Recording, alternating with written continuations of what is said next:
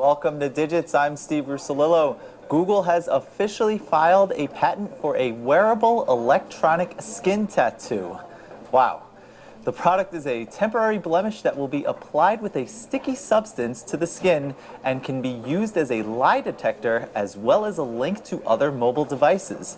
Will this idea revolutionize how we interact with technology?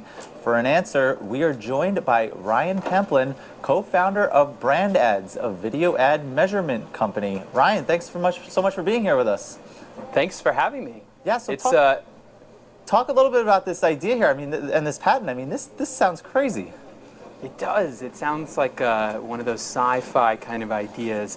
But, you know, I think what we're really looking at here is one small piece of a much bigger wearable computing platform that doesn't quite exist yet. And I think it's going to make a lot more sense when we see all the other pieces that go to the system. So what's the future for this, both the short term and the long term here? I mean, is this a potentially profitable idea here for Google? Sure. I think, you know, wearable computing is absolutely the future of computing. And, you know, this is kind of the input device for whatever that future wearable computing device is. And it's absolutely going to drive a lot of revenue for Google because it's a whole new area. But this is really just a small piece. So on its own, I don't know if it's going to drive revenue. But as a whole system, absolutely. Big opportunities on the horizon. We're seeing an image there. I mean, when I think of wearable technologies, at least right now, I think of Google Glass. I mean, this seems like such the next step in that sort of evolution. So one, I'm wondering if that's the case, and two, the idea of this being calling it a tattoo. That's sort of an interesting it's a branding opportunity, or why use the word tattoo here? Calling it a tattoo is something that puzzled me too initially.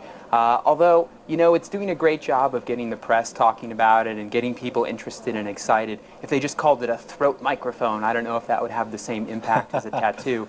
But it's really a sticker with a microchip inside of it, which is going to have some sort of power source embedded as well. It's unclear exactly how it will work technically, but you know, the idea is to apply it here on the throat and then have it wirelessly communicate with another device that actually will connect you to your network. What's the practicality of this product? I mean, is this something that we are going to see tomorrow, or is this something that's way down the road here? I think, you know, it's not something we're going to see people wearing around tomorrow on their necks, but it's definitely something that we're going to see within maybe the next decade or so as wearable computers become the norm. Imagine a scenario where you're not wearing glasses that can have a bone conduction sort of microphone behind your ear like Google Glass, but imagine a future where you've got Google Contacts, you know, or whoever makes the device and wins this wearable computing war. How are you going to get audio from that wearable screen in your eye? You've got to have some sort of microphone, and if you've got something as convenient as a contact, you're not going to want to carry around a microphone. So putting it on the throat, when you think about it in that context, actually starts to make a lot of sense. And it's not just humans, right? This is also going to be possible for animals? Sure, the patent does mention animals. So imagine a scenario where you've got a robotic voice, you know, from your dog telling you he's hungry or that he loves you, or better yet, using the lie detector function, know when he's lying to you. That's just unbelievable. And so how, for your company, Brand Ads, how does all of this sort of relate to what you guys are doing and what you're trying to achieve? Sure. Well, we measure digital video ads for brands and agencies.